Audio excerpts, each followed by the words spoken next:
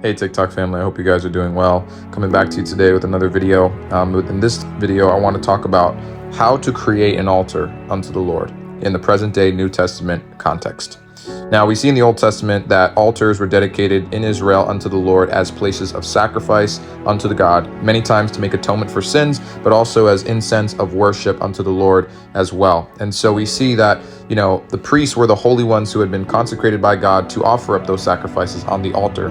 But interestingly as well, we see altars created in the wilderness. When Israel went through the wilderness, Moses dedicated an altar in Exodus 19, and we see other altars dedicated throughout Israel's traveling in their journeys, right? But interestingly, under the new covenant, we kind of sometimes lose this idea of what it means to create an altar unto the Lord.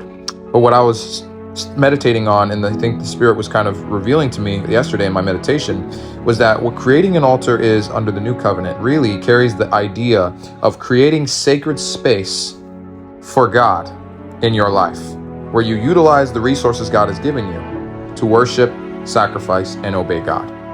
Now, how does that look like? Well, one example is our devotional life, right?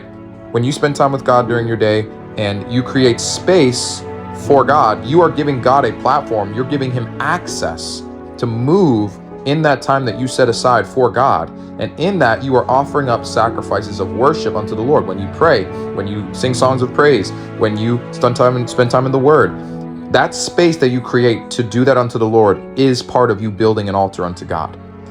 Part of you building an altar with your family unto God, right? I'm sure you guys have heard of the term of a family altar, or building a family altar. What does that mean? It's the idea of the time that you consecrate or you dedicate as sacred time to offer praise, sacrifice, prayer, to just dedicating that time unto the Lord, right?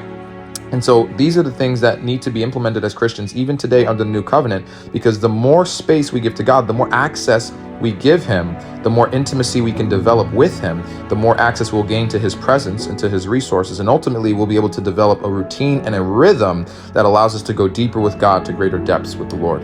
And so sacrificing on altars is not just for the Old Testament, but ultimately, even today, the Bible says you are a royal priesthood if you are a son of God or daughter of God. And so we are called to build an altar unto the Lord by the consistent time and money and resources that we invest in our time with God and in the work of the kingdom. Because in investing our time and our resources, we are giving God access to move upon those resources that we give to him. And in that space that we create, we are also giving ourselves the opportunity to sacrifice and honor God and worship God. And in that, we are building an altar that builds routine and consistency for our intimacy with God. And so that's what building an altar is for the new covenant believer. God bless you.